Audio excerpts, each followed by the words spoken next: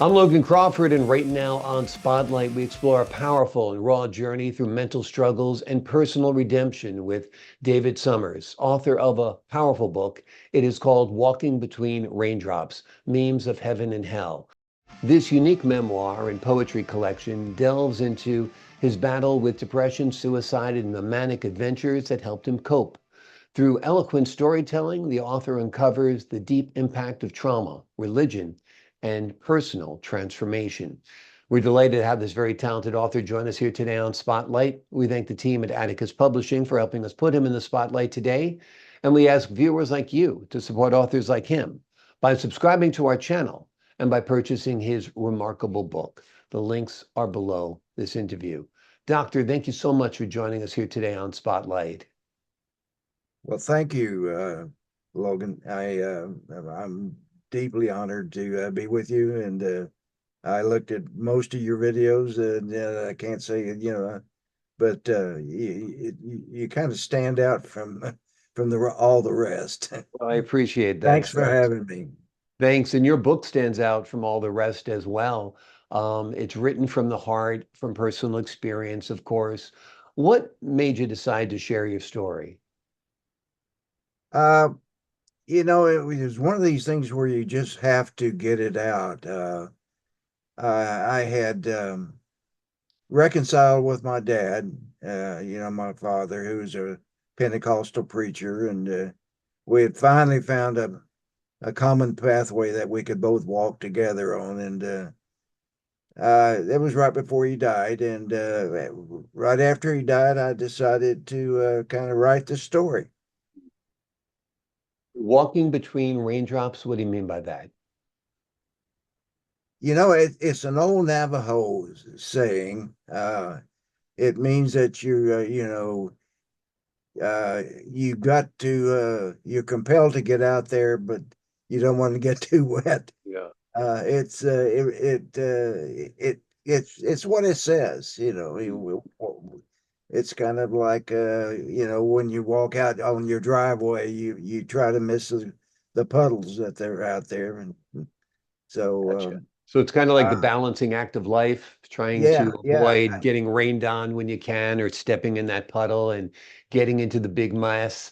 What about memes of heaven and hell? Tell us about that part of the title. What about what? Memes of heaven and hell? Oh, the memes.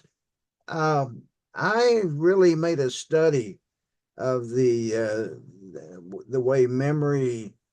I read a book, in about 6 or 7 years ago by uh, a biologist that had studied the uh, why is it that uh, we don't have free will, really. I mean, evolution had made it so that our emotions are running about 10 milliseconds ahead of our Hmm. cognizance.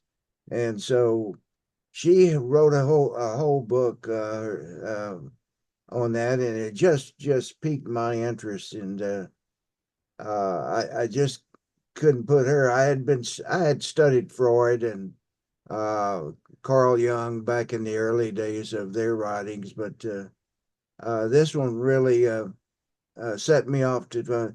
There are neural nexus in the memories where, and this is somewhat a theory too, Logan. But if you have the same memory over and over and over, it's going to create a sort of a basket of nerve fibers, neurons that will sort of hit all at once. Hmm. And when they do, it just it brings back all of the, not only it goes back to the original memory, but it brings back all the hurt and pain that you suffered. And yeah, if you can't balance it usually, if it's leading into depression, if it leads you out of depression, fine, and it's great. But it's it nexus are these bundles of nerves in the brain. Yeah. What do you hope readers struggling with depression, perhaps even suicidal thoughts, take away from your book? Well, it gets down to a real tragic uh, relationship that I had with my father. He was, you know, my earliest memories are, being punished for crying in church as a little kid, and it just went off from there, and it continued into sexuality and trauma, and uh, there was just no way I could live up to righteousness. They use that word a lot, in their church doctrine about being righteous, and so yeah, I couldn't live it. Yeah, and be honest, Yeah. Logan, I just couldn't, because I saw uh, too much misbehavior, Like they say, and hypocrisy, right? hypocrisy is right, and it didn't stop until he got to my father, Mm. and he I guess the thing that set it off, Logan, was uh, he he was he now I can look back and see that my mother and father planned all this, but he was an evangelist part time. Which means, he was out there preaching at revivals, and then he'd have a church, and then he'd preach. But he had me uh,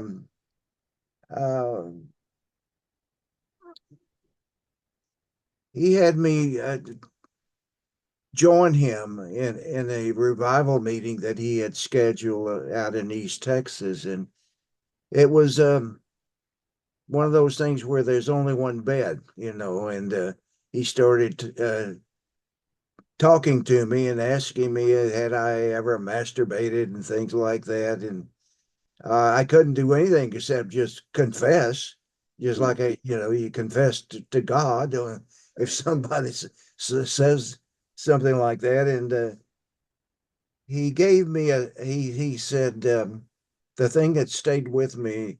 I said, well, what can I do, to he said, well, you may die from this, David, and and it just scared the pants off of me. I Yeah. said, well, how long do I have to live? Mm. And he said, well, maybe you might have 100 days.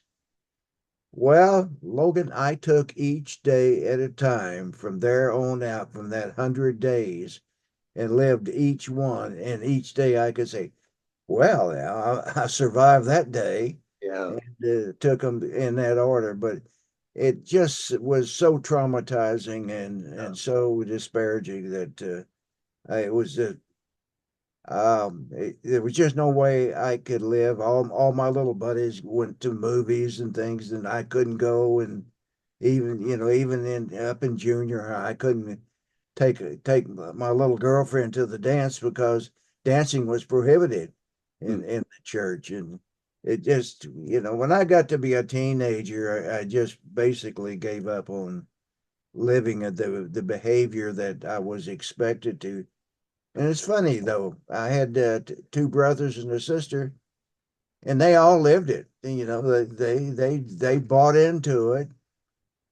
Lock, stock, and barrel, as they say. Mm. But I just couldn't. I saw too many errors in it. Uh, Basically, it's abuse under the guise of religion. Yeah, When you're it having is. conversations like that with your son, when you're telling him he's going to die because of certain activities that are normal and natural, when you can't take your girlfriend to the Right. dance in high school, I mean, you're being repressed, you're being oppressed, and you might not be being beaten, but you might as well be because it Yeah, has the same kind of you might as well impact. be. Yeah, It yeah. it really it caused me to adopt a certain behavior that allowed bullies to beat up on me too at the same times. So Is this where your mania also kind of came into play as an escape? yes, yes, the longer I could beat death, the mania, the euphoria that I felt. It's just and it didn't last forever, Right. Logan. I mean, it was just I started in junior high, and it lasted until I really about to till the time I got married, and then when I was fortunate enough to marry the queen of the realm, and she helped me get rid of it, and I would have never done it without her. Yeah. Well, that was a turning point for you getting married, your mental health, your outlook on life, your excesses at times, um, were pushed away because you kind of Yeah, felt grounded now in marriage. yeah, Yeah. yeah. And Um, whenever you couple up, there's a certain dynamic that switches over from singular to dual. yeah, And, that's if you can last it out, you get married. absolutely. Part of your book, of course, is poetry as well. Tell me about the role of poetry in your life. Well, that was suggested. I did seek psychiatric help during all of these episodes of depression, and the first psychiatrist I had was in Atlanta, Georgia, where we were living, my wife and I, and he suggested, he said, "Why don't you just write your thoughts down, and and see if you can make them rhyme with each other?" And I began to write poetry, and it it seemed like a thing to do that would sort of alleviate depression at certain times, but not continually. Yeah, It didn't it was work a all helpful every tool. time. Yeah. Yeah. You've included these poems in your book. Is there a standout, one that you really treasure, cherish, or connects with you, or you hope will connect with others? Poetry. Yeah.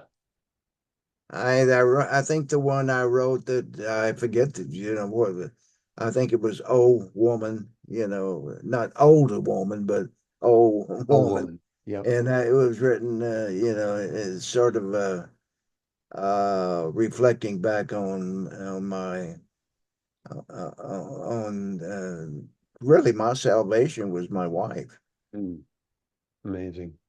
Amazing. Well, you're blessed to have met her, blessed to have turned it all around upon meeting her and getting married. This book is a powerful book, folks. It's called Walking Between Raindrops, Memes of Heaven and Hell. It's a unique memoir and poetry collection that delves into the author's battle with depression, suicide, and the manic adventures that helped him cope. The stories are all eloquent, and the author uncovers the deep impact of trauma, religion, and best of all, personal transformation. You might recognize yourself within the pages of this book. Challenges that the author had might be similar to yours. He turned it all around. So can you. This book could be a helpful tool. Doctor, thank you so much for joining us here today on Spotlight. Well, thank you, Logan. I'm honored to have been here with you for this. Thank you so much, sir. Great having you on the show. The honor is all mine. To the folks at home, I'm Logan Crawford, thanking you for your time this time until next time on Spotlight. Thank you.